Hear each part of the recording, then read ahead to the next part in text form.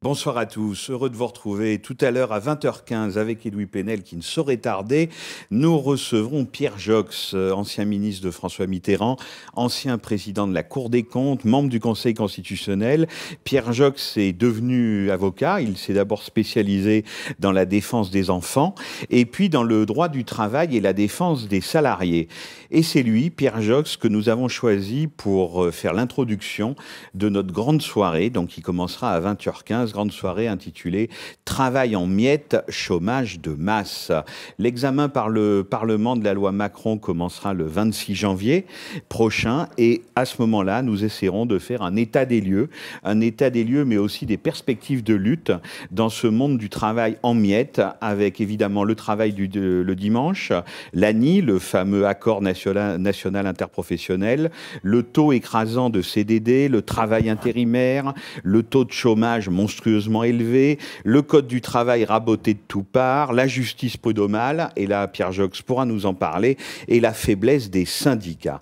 Mais pour l'instant, c'est une émission que vous connaissez bien, le 19h, retour sur nos enquêtes.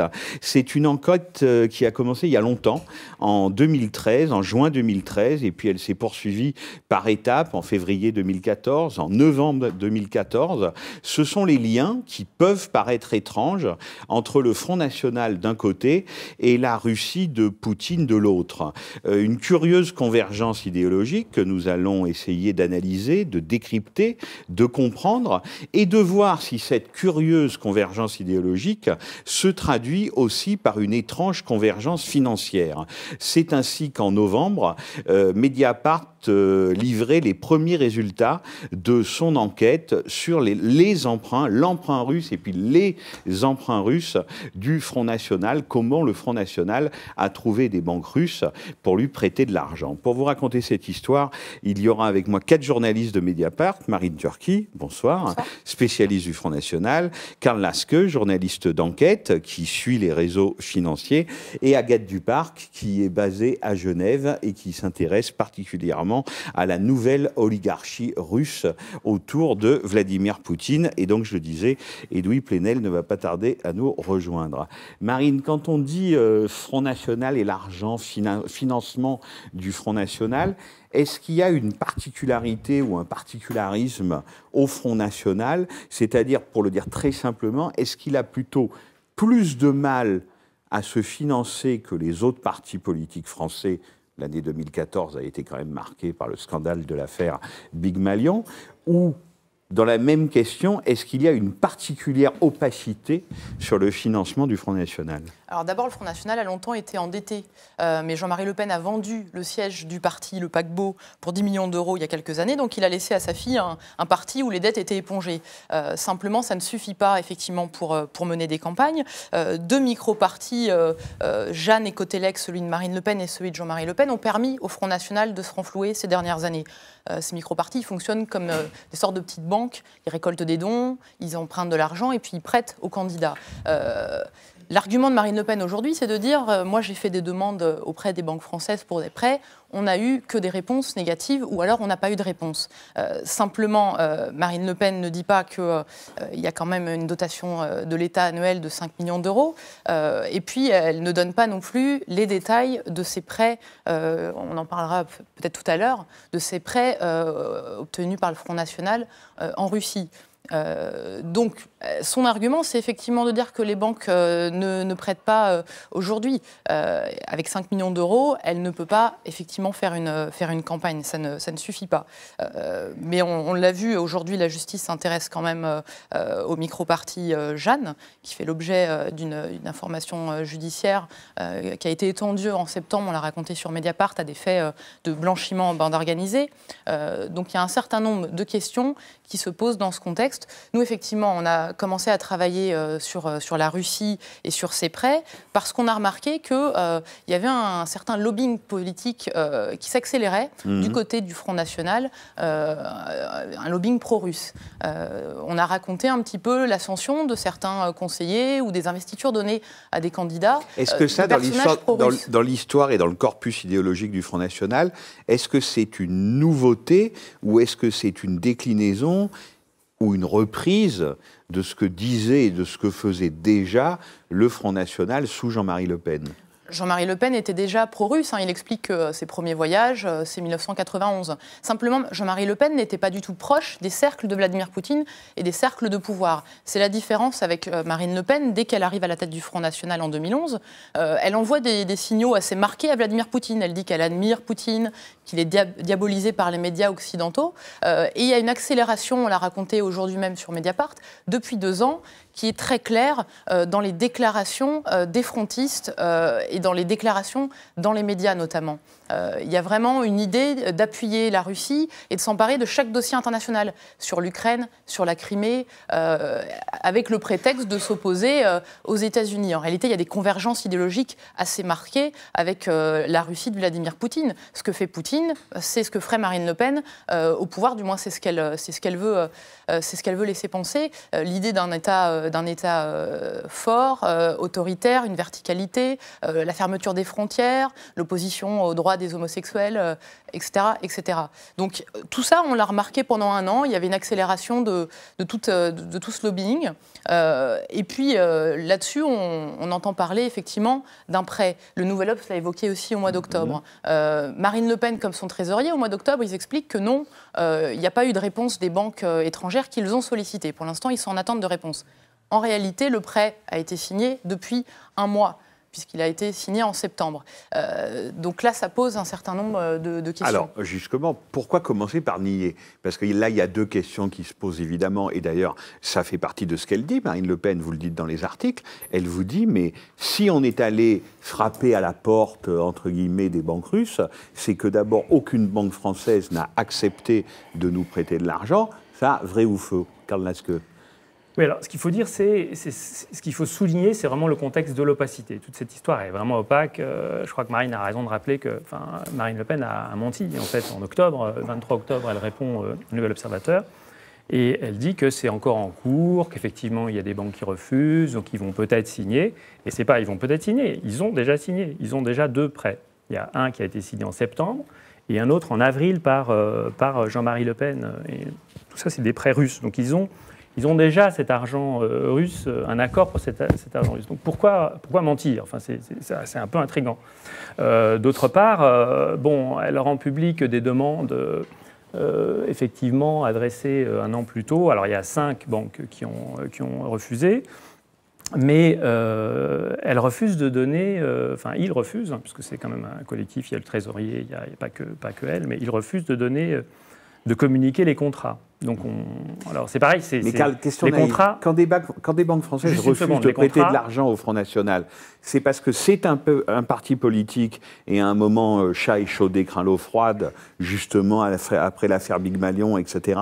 Prêter à un parti politique a une part de risque que n'a pas forcément envie d'endosser une banque, ou c'est parce que le Front National lui-même est considéré comme infréquentable? Ça, il faut demander aux banques, honnêtement, on peut pas répondre. Il y a 5 banques ont refusé. C'est d'après les courriers qui ont été transmis. Bon. Mais ça n'empêcherait pas, donc je reprends mon raisonnement, ça n'empêcherait pas le Front National de rendre public les contrats. Donc pourquoi cache-t-il les contrats? Enfin, pourquoi ne connaît-on pas l'échéancier? Voilà, c'est quand même des questions un petit peu lourdes, d'autant que, par définition, le prêt, c'est des fonds qui arrivent. Alors, en plus, ils viennent là de l'étranger, donc pour le coup, c'est zéro transparence, quoi. Donc, on a de grosses interrogations, d'autant plus que les entretiens qu'on a pu avoir avec des responsables du Front National font état d'un niveau de demande encore plus élevé. C'est-à-dire que là, on a donc, pour résumer, un prêt de 2 millions qui est accordé à Cotelec, l'association de Jean-Marie Le Pen, en avril. On a un contrat de 9,4 accordé en septembre au Front National, mais les responsables du Front National, y compris Jean-Marie Le Pen, confirment que leurs demandes et leurs besoins sont beaucoup plus importants. Donc certains évoquent assez tôt, quand on les appelle, des besoins estimés à 40 millions d'euros. Jean-Marie Le Pen nous dit, lui, de son côté, qu'il cherche également, pour son association de financement, qui est distincte et qui est une structure distincte, 20 millions d'euros. Donc on est déjà sur des volumes financiers très importants qui sont destinés à financer non seulement les prochaines élections départementales, mais la présidentielle, les législatives, etc. Donc c'est vraiment une machine, c'est vraiment la machine électorale qui s'apprête à financer avec cet argent. C'est-à-dire que cet argent sert vraiment à abonder la machine électorale. Et d'ailleurs, le Front National considère qu'ils rembourseront cet argent une fois que l'État leur aura donné de l'argent après les campagnes électorales, y compris celle de 2017, si j'ai bien compris. C'est ce qu'ils expliquent aujourd'hui, mais ils ne donnent pas le détail de l'échéancier du remboursement. Sur combien de temps, même le taux d'intérêt, longtemps, n'a pas voulu être livré par plusieurs frontistes qu'on interrogeait sur cette question précise. Jean-Marie Le Pen, lui, en tout cas, explique que le Front National doit avoir des moyens à la hauteur de son ambition. Il parle de déménager, de trouver un nouveau siège qui peut-être ne sera pas à Nanterre, qui sera plus pratique. Il parle de réembaucher du personnel, puisque lui, sur 120 personnes qui avaient au siège, il s'est débarrassé de 100 personnes, c'est ce qu'il nous a expliqué. Donc il explique qu'il y a... Qui étaient des permanents du Front National. Oui, c'était des permanents, 120 permanents. Il en a 100 en moins, donc ça fait quand même une différence. Il explique aussi qu'il n'y a plus de journaux du Front National. Donc c'est tout ça que le Front National, dans l'optique de 2017, veut remettre en route. Et ça explique les sommes élevées qui ont été demandées, qui ont été évoquées dans les négociations, en tout cas. Et puis il vous dit dans le papier, dans l'optique des départementales, il faut qu'on ait des candidats partout. Tout ça coûte beaucoup d'argent. Tout le monde nous demande de l'argent. Tous les candidats sont en train de frapper à ma porte, etc., etc. C'est-à-dire qu'on voit bien qu'en fait, c'est vraiment de l'argent, de la distribution de campagne pour les départementales de mars. Là, il évoque clairement les départementales et les régionales qui sont les deux échéances à venir. Effectivement, il explique qu'il y aura, je crois, 4000 candidats, puis au régional des candidats dans 13 régions. Donc, tout ça, ça fait des échéances qu'il faut anticiper. Et puis, le Front National a des ambitions évidemment importantes d'ici 2017. Donc, ils sont en train de préparer. Et depuis 2 ans, puisque tout ça, encore une fois, a commencé depuis 2 ans, ce lobbying qu'on racontera avec Agathe, également cette sollicitation auprès de plusieurs intermédiaires assez clés. Et puis pour finir sur l'opacité, sur la commission qu'a perçue l'intermédiaire Jean-Luc Schaffhauser, l'eurodéputé frontiste, là aussi il y a beaucoup de questions auxquelles le Front National ne répond pas. Oui, c'est ce que je voulais souligner. Enfin, c'est l'autre point qui est quand même un peu hallucinant. C'est-à-dire qu'on a maintenant un député européen qui a touché en plus une commission de 140 000 euros. Sur le prêt qu'il a obtenu pour son propre parti. C'est là où l'enquête devient passionnante. C'est comment, quand on est un parti politique français et qu'on s'appelle le Front National, comment on trouve des banques russes prêtes à vous prêter de l'argent, et autant d'argent, puisque là, on parle quand même de sommes qui excèdent très largement les 10 millions d'euros. C'est-à-dire, comment on trouve les poissons pilotes qui vous amènent jusqu'aux banques ? Il y a une autre, mais je vais finir sur la question de l'intermédiaire. Il y a une autre dimension qui est quand même d'ordre éthique, c'est-à-dire que comment est-ce qu'un élu peut accepter de prendre une commission sur un prêt qu'il dégote, entre guillemets, pour son propre parti politique. Enfin, et puis c'est pas petite commission quand même, 140 000 euros. Alors il était intermédiaire pour le groupe Dassault auparavant, avant d'être élu, mais... Ouais. C'est quand même quelque chose de stupéfiant, d'autant plus qu'il ne veut pas nous dire, il veut pas non plus dire par quel circuit, à quel endroit. Visiblement, il a été payé au Luxembourg, c'est pareil, ça reste confidentiel.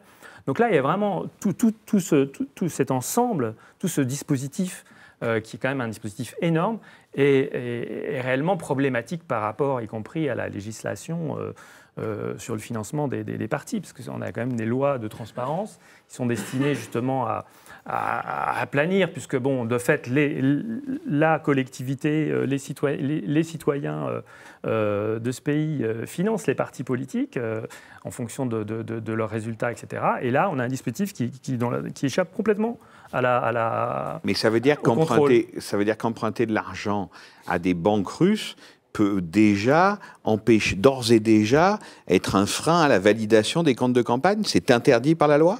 Non. L'emprunt n'est absolument pas interdit, mais la Commission ne vérifiera pas l'emprunt lui-même. Elle n'a d'ailleurs pas le détail des prêts. Elle a un montant global, mais ce sont les commissaires aux comptes qui ont les compétences pour contrôler ce type de prêts. Qui sont ces banques? Alors, on a une petite banque qui était quand même là. Actuellement, elle est la 147e banque de Russie. Bon, elle a eu plusieurs vies, cette banque. En fait, elle s'appelle la First Czech Russian Bank. Jusqu'en 2002, c'était un obscur petit établissement qui avait été créé par une banque postale tchèque, une autre banque russe. Bon, elle a été rachetée après par un géant de la construction des gazoducs, Stroystransgaz. Bon, elle a été un temps, elle appartenait au capital de Stroystransgaz. Puis tout d'un coup, bizarrement, elle a été revendue au vice-directeur financier de cet établissement, qui est devenu monsieur vitrine de cette étrange banque, qui s'appelle Roman Popov, qui a vraiment un profil très, très terne, très peu charismatique. Donc on imagine, c'est sûr, les liens qui ont pu se nouer. Comment est-ce que ça c'est vrai qu'on a encore des choses à apprendre. Ce monsieur a par ailleurs un beau-père qui est un ancien du KGB, pur et dur, hein, vraiment un type qui était le KGB russe en 91 au moment du putsch contre Yeltsin, qui est le numéro 2, semble-t-il, de cette petite banque.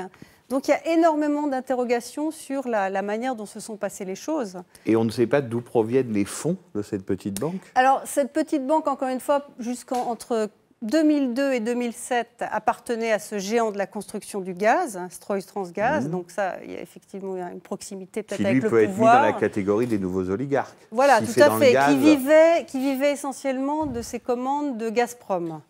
Donc là, il y avait de quoi faire. Et bizarrement, tout d'un coup, M. Roman Popov, illustre inconnu, devient propriétaire à 100% de cette banque. Donc qu'est-ce qui s'est exactement passé? Il se trouve que Stroystransgaz, maintenant, appartient à un oligarque très connu du cercle poutinien, M. Timchenko, qui est donc un des tout premiers et qui est sous sanction, qui est visé à plein fouet par les sanctions. Donc il y a des liens comme ça. Mais cette première banque, elle prête combien au Front National? Alors, elle prête 9 millions, 9,4. Presque 10 millions d'euros, voilà. Donc. Presque 10 millions d'euros. Et on ne sait pas, malgré vos recherches et malgré vos efforts, comment ils sont arrivés à cette banque.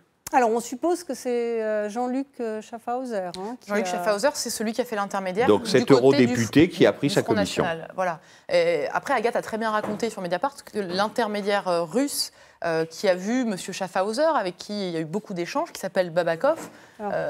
C'est encore toute une histoire, ça. Monsieur Schaffhauser, juste ça, il confirme. C'est-à-dire, oui, j'ai joué les intermédiaires, oui, j'ai touché une commission de 140 000 euros. Enfin, il n'y a pas, ni doute ni dénégation de ce côté-là. Il ne donne pas de détails, il ne veut pas donner de détails sur le circuit financier, mais il reconnaît avoir reçu 140 000 euros. Oui, donc c'est une... cette petite banque a un profil très étrange. Par exemple, dans la presse russe, il y a des articles qui sont parus. C'est une des seules qui commerce encore avec l'Iran. Ça, c'est encore un aspect intéressant, à mon avis. Et qui a été donc... qui est considéré comme une franc-tireur, parce que les banques russes se méfient un peu actuellement avec les sanctions.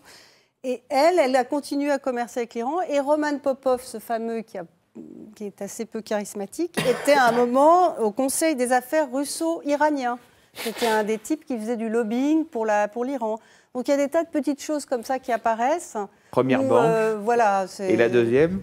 Alors, la deuxième banque, ce n'est pas une banque tout à fait, c'est une société chypriote encore plus, alors vraiment tout à fait obscure, la Vernoncia Holding Capital. Vernoncia Holding Limited.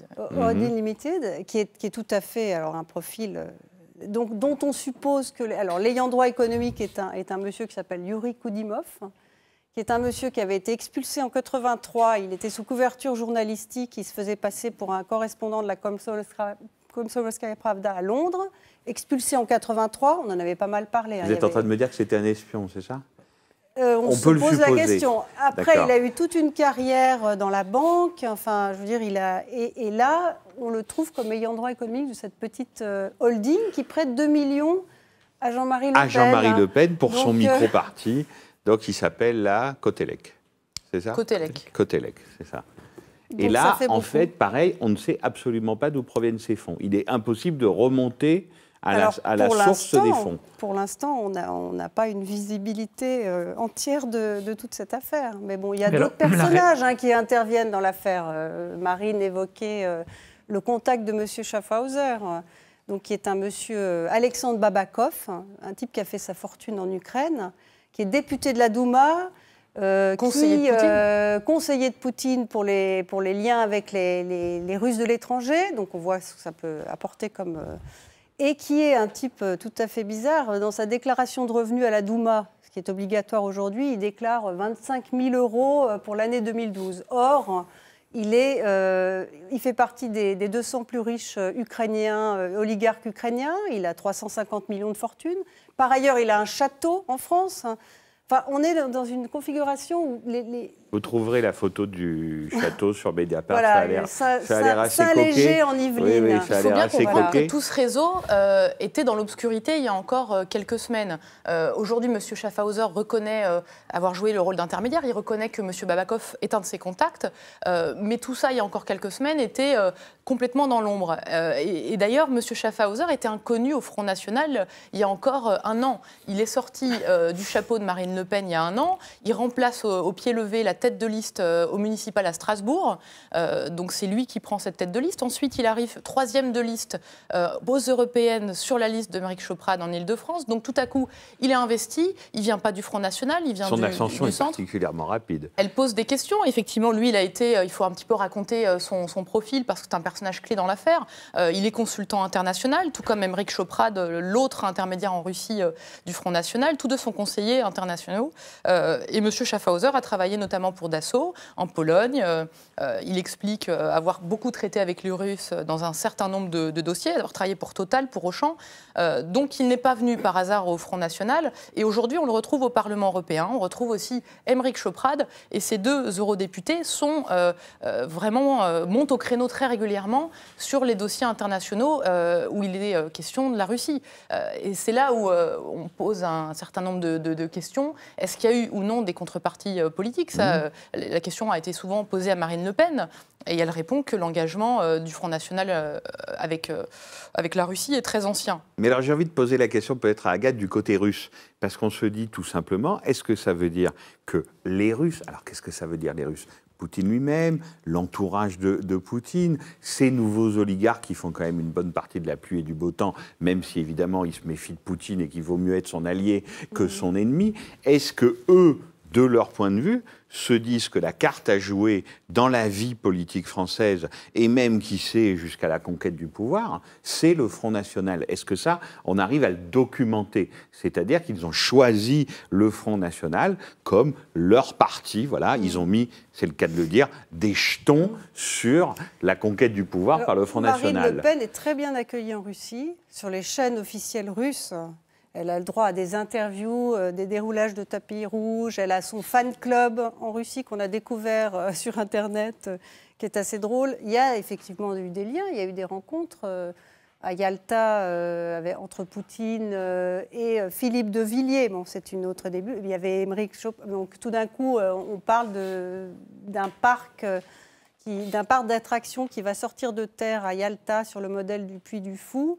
Il y a des liens, et puis il y a d'autres. Il y a un autre personnage dont on n'a pas encore parlé, c'est Konstantin Malofeev. Qui est donc un milliardaire qui a fait sa fortune dans la banque, qui a créé un fonds d'investissement actuellement doté de 2 milliards de dollars, qui est proche de Poutine, très proche de Poutine, sur le modèle des oligarques poutiniens. C'est un orthodoxe.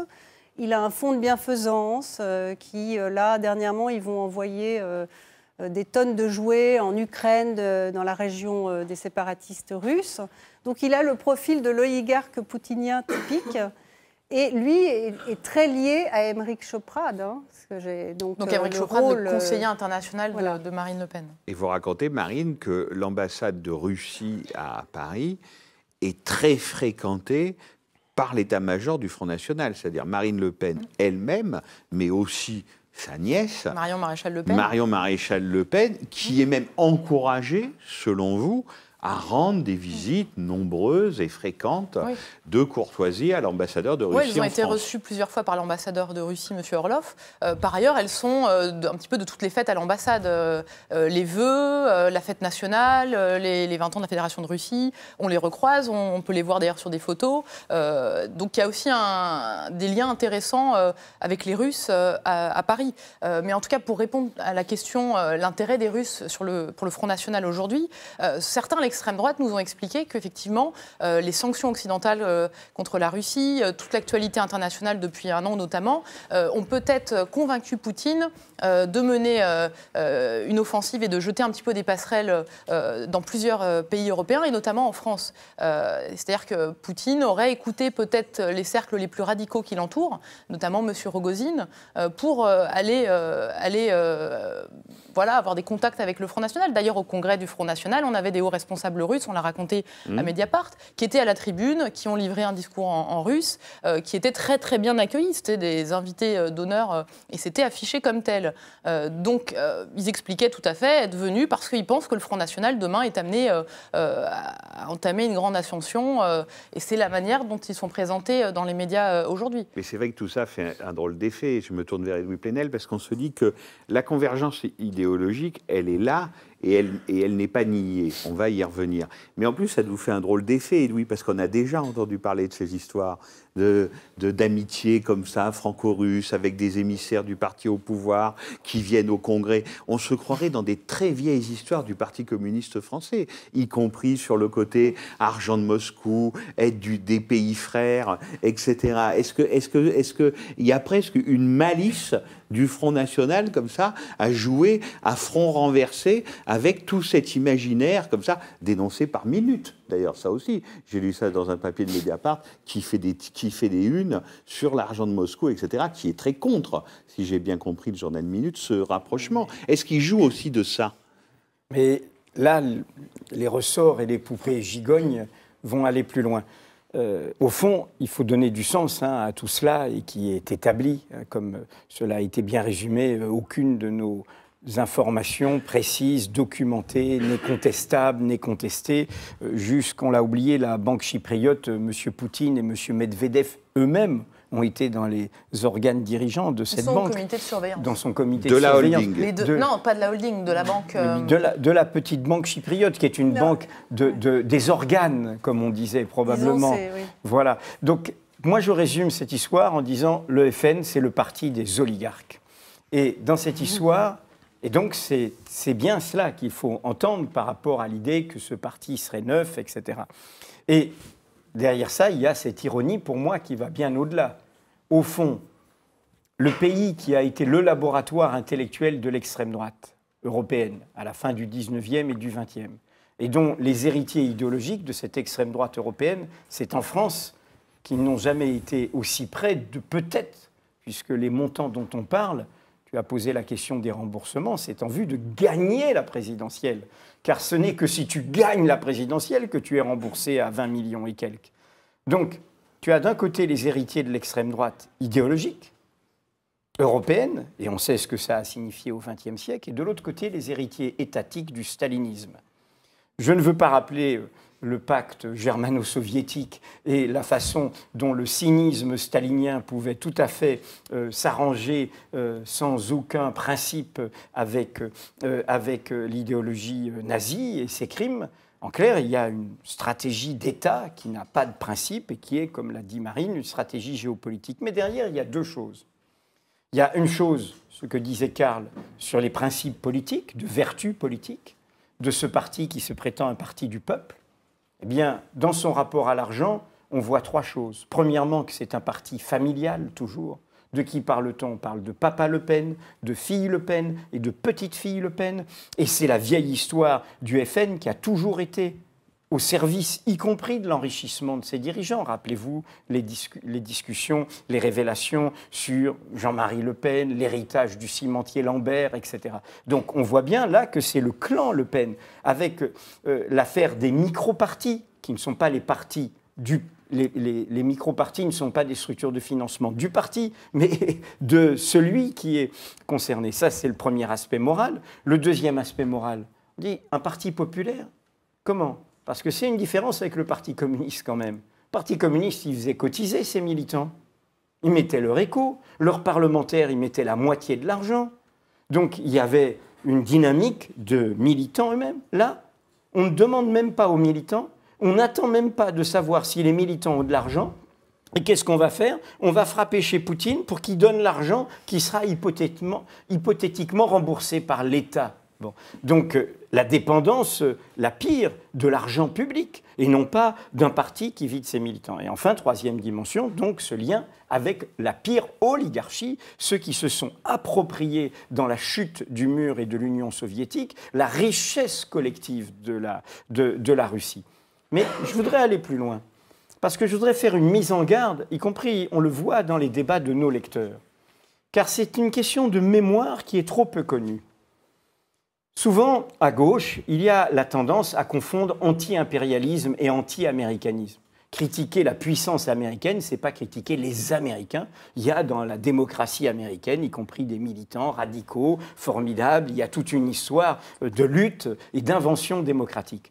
De la même manière qu'il y a, hélas, toujours aujourd'hui une tendance à considérer que critiquer la politique allemande, que ce soit sous nazisme ou que ce soit version aujourd'hui démocratique Madame Merkel, eh bien on bascule dans la germanophobie. Bon, nous ne sommes pas de ce camp-là. Nous n'essentialisons pas des peuples. Nous critiquons telle ou telle politique, mais pas des peuples. Pourquoi je dis ça? C'est qu'il faut revenir à l'histoire. Et c'est ça qui est la clé quand on voit l'itinéraire idéologique de M. Choprade et de tous ceux qui font l'histoire de cette orientation idéologique au FN. D'où viennent-ils? Ils viennent de courants idéologiques très précis de l'extrême droite qui ont toujours été des courants anti-américains. Philippe Roger, l'actuel directeur de la Revue Critique, avait fait un livre très passionnant rappelant que l'anti-américanisme en France, au fin 19e, début 20e, est né en même temps que l'Action française. Et il était de ce côté-là. Ce n'est qu'après que dans la géopolitique, la guerre froide, l'Union soviétique, qu'il a basculé à gauche avec le PC français et tout. Mais il était d'extrême droite. Pourquoi il était d'extrême droite? Avec l'idée que les États-Unis, c'est le symbole du métissage. C'est un président afro-américain, voilà, c'est un pays d'immigrants et qui est fier d'être un pays d'immigrants. C'est un pays qui se revendique d'une forme d'égalitarisme, hein, chacun peut faire son chemin et tout. Je mets en garde parce que le piège tendu par le FN est celui-là. Et c'est un piège tendu à une partie de ce que n'a pas réglé la gauche. Attention, attention. Ce n'est pas comment il y aurait quelque chose qui serait spontané. On devrait, parce que c'est les ruines de l'ancienne Union soviétique, trouver que ce serait le camp du bien face aux méchants américains. Non, attention. Et c'est cela qui est derrière. D'une part, quelque chose qui est moralement totalement scandaleux, un parti pire que les autres, comme les autres, sans ne pas lié à ses militants, opaque, familial, privatisé, etc. Et de l'autre partie, de l'autre côté, une stratégie idéologique où derrière ce positionnement géopolitique, il y a les pires idéologies anciennes de l'extrême droite, c'est-à-dire la haine de l'égalité, la haine du mélange, la haine du brassage, et collée à un symbole qui serait les États-Unis. Et là-dessus, hélas, mais Staline avait déjà ouvert la voie. Désolé, mais M. Poutine, il tient le même discours. C'est le pays le plus homophobe, c'est le pays où on voulait buter dans les chiottes. Je parle des dirigeants, je ne parle pas du peuple russe, évidemment, qui est admirable, mais les dirigeants, hein, voilà, on voulait buter dans les chiottes, comme disait Poutine si élégamment, les Tchétchènes, où il y a de la xénophobie d'État, où il y a cela qui a été organisé, mais en digne héritier de ce qui a été la honte de l'histoire de l'espérance au XXe siècle, que fut le stalinisme. Marine Turki, est-ce que les représentants du courant que vient de décrire Edoui Plenel, c'est-à-dire ce courant anti-américain qui se rattache à une certaine tradition de la vieille extrême droite française, est-ce qu'ils ont gagné, si je puis dire, facilement? C'est-à-dire, est-ce qu'ils se sont imposés dans l'entourage de Marine Le Pen avec cette politique parfaitement déterminée, conçue de lobbying pro-russe, ou est-ce qu'ils ont rencontré des résistances? à l'intérieur du Front National. Non, là, c'est quand même une ligne qui très généralement s'impose à tous les niveaux au Front National. On racontait justement ce matin sur Mediapart que hier, au Conseil régional du Nord-Pas-de-Calais, un élu FN fait l'éloge de Poutine en plein Conseil régional du Nord-Pas-de-Calais. Donc on voit que depuis le militant, en passant par le secrétaire départemental jusqu'au conseiller de Marine Le Pen, c'est une ligne qui s'impose. On a évoqué aussi Frédéric Chatillon, qui est le prestataire de Marine Le Pen, son vieil ami, qui lui aussi se rend en Russie pour ses affaires, qui lui aussi est un admirateur de Vladimir Poutine. On a évoqué Aymeric Chauprade, qui est son conseiller international, qui était avant celui de Philippe de Villiers. Et là aussi, on retourne à Philippe de Villiers, qui est le partenaire de l'oligarque russe Konstantin Malofeyev. On a évoqué également le conseiller Europe de Marine Le Pen. Enfin, il y a quelque chose d'assez massif aujourd'hui, et encore une fois, j'insiste, c'est quelque chose qui se retrouve au Parlement européen. On a 23 eurodéputés frontistes qui, comme un seul homme, ont voté contre l'accord d'association et de libre-échange de l'Union européenne avec l'Ukraine au mois de septembre. Au même moment, le Front National signait ce prêt de 9,4 millions d'euros avec cette banque russe. Et si on fait cette chronologie, effectivement, de tous les voyages des frontistes en Russie, ou vice-versa, ou en tout cas des votes, des interventions des élus Front National dans les médias ou au Parlement européen, on voit que quand même, ça pose un certain nombre de questions sur l'ingérence, l'émission de la Russie dans la vie politique française et dans les affaires du Front National. Alors, dans les affaires du Front National, mais en même temps, elle avait commencé par nier. Vous l'avez raconté tout à l'heure avec Karl, quand vous arrivez en disant « qu'est-ce que c'est que cette histoire ?» Circuler, il n'y a rien à voir. Et on se dit, c'est parce qu'elle en craint quand même une sorte de coup politique, parce qu'on ne peut pas dire quand même que globalement, Vladimir Poutine soit une personnalité extrêmement populaire en France, même s'il a des soutiens à l'extrême droite et aussi dans une partie de la gauche. Mais c'est bien qu'elle en craignait un coup politique, où c'est plutôt une affaire vraiment financière, où moins on en sait à l'extérieur. Elle veut déjà montrer qu'elle est reçue à l'étranger. Elle a ultra médiatisé ces 10 jours en Ukraine et en Russie en juin 2013. Le Front National a fait une conférence de presse spéciale. Les médias proches du Front National ont beaucoup relayé cette visite. Elle veut montrer qu'elle est considérée en Russie. Par ailleurs, il y a un intérêt financier, c'est qu'aujourd'hui, ils ont besoin de ce prêt et qu'ils vont le chercher, celui de Cotelec, celui du Front National. À chaque fois, c'est de l'argent russe dont on parle. Donc, elle a un double intérêt. Là où elle est gênée, c'est cette contradiction entre un parti souverainiste, nationaliste, qui va chercher de l'argent à l'étranger. Et là, c'est une contradiction qui a été relevée quand même dans pas mal de médias en France et sur laquelle elle est gênée. Donc, elle sort les lettres des banques en disant « Regardez, nous n'avons eu que des réponses négatives ». En réalité, il y a 5 réponses négatives. Les autres demandes, elle dit qu'elle n'a pas reçu de réponse. Voilà. Mais nous, ce qu'on dit, on l'a dit et redit, c'est qu'elle ne donne pas le détail de cette convention de prêt avec les Russes. Elle publie les lettres de réponse des banques, mais elle ne publie pas la convention de prêt. C'est-à-dire qu'on ne sait pas ni comment ni quand cet argent sera remboursé. Exactement. Je réinsiste. Edoui. C'est-à-dire, bien sûr qu'il y a cet aspect financier, mais je pense que cet aspect financier, on ne lui donne pas toute son ampleur si on ne prend pas la mesure du fait qu'il y a un ressort idéologique, de conviction profonde, d'alliance entre un parti souverainiste d'opposition et une puissance potentielle, en revanche, en ressentiment, qui est dans une logique de souverainisme, d'identité fermée, d'identité close. Hein. Et donc, je crois qu'il y a un grand ressort, et encore une fois, qui réavive dans la Bérésina de la gauche, de ses mémoires, de ses histoires, etc., que nous vivons, qui ravive un vieux fil idéologique de l'extrême droite. Encore une fois, l'anti-américanisme obsessionnel a été au départ une machine de guerre de l'extrême droite jusqu'au changement, pourrait-on dire, des années 30 et après.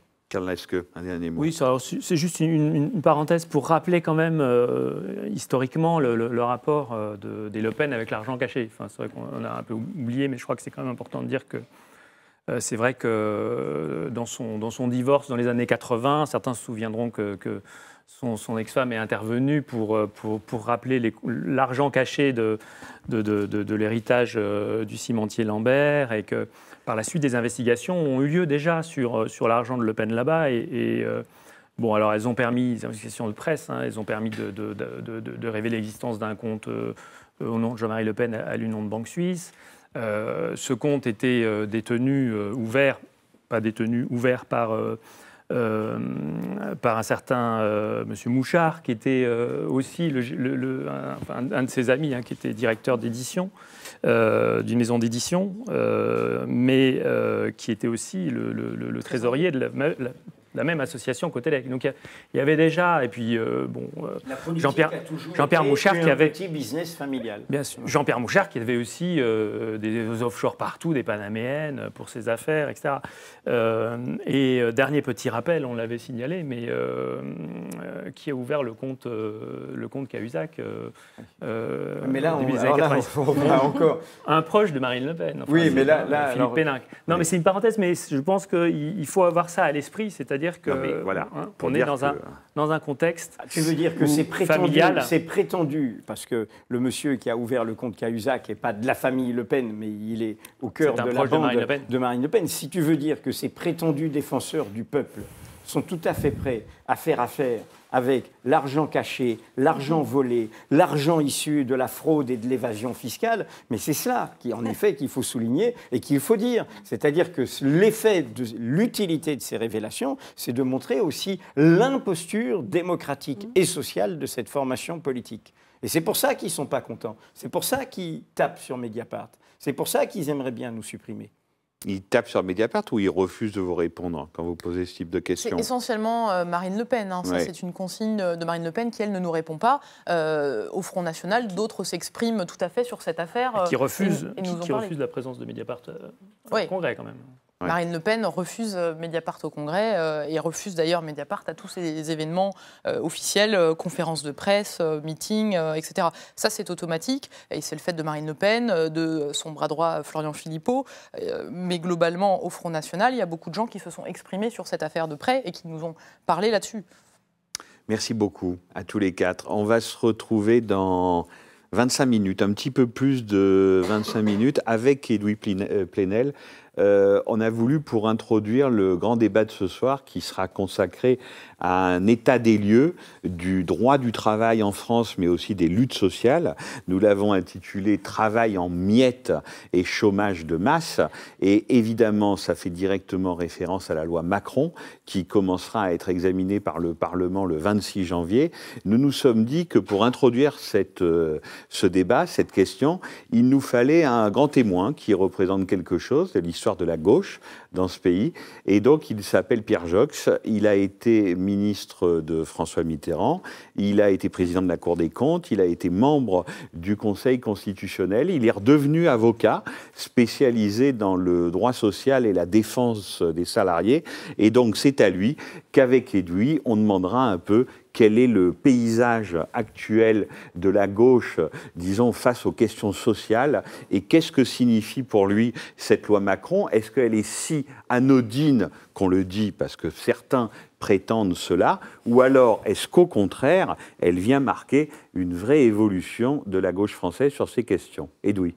Non, je voulais juste dire à ceux qui nous écoutent, et pour en leur incitant à rester avec nous, que pendant que le journal est en accès libre, c'est un peu une date assez symbolique, c'est nos 7 ans. 7 ans, c'est un âge... Mediapart, il y a 2 dates, 2 décembre, 18 mars. Donc comme ça, on a une période de 4 mois où c'est l'anniversaire. Donc là, nous sommes dans nos 7 ans, qui durent 4 mois. Et 7 ans, l'âge de raison, l'âge d'une nouvelle époque. Et par ailleurs, pour ces 7 ans, je voudrais, on l'avait annoncé, mais ça s'est passé hier, dire que, parfois, nul n'est prophète en son pays, mais c'est grâce à nos lecteurs. L'ensemble de l'équipe de Mediapart a été distingué hier par le premier prix Jaime Arias d'excellence journalistique, décerné par à la fois l'Association des journalistes européens de Catalogne et le grand quotidien de référence catalan qui est La Vanguardia.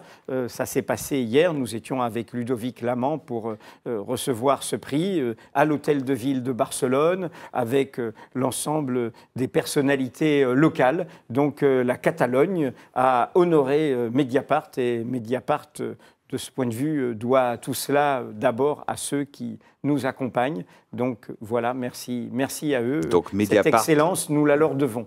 donc tout le journal est en accès libre jusqu'à minuit et également jusqu'à minuit donc de ce 18 décembre, date des 7 ans, eh bien il y a une offre exceptionnelle, 6 mois d'abonnement à Mediapart pour 20 €. Ça se termine aussi à minuit. Et comme la vie est bien faite, Edoui, c'est aussi les 7 ans de ma petite fille aujourd'hui même. On se retrouve à 20h15. À tout de suite.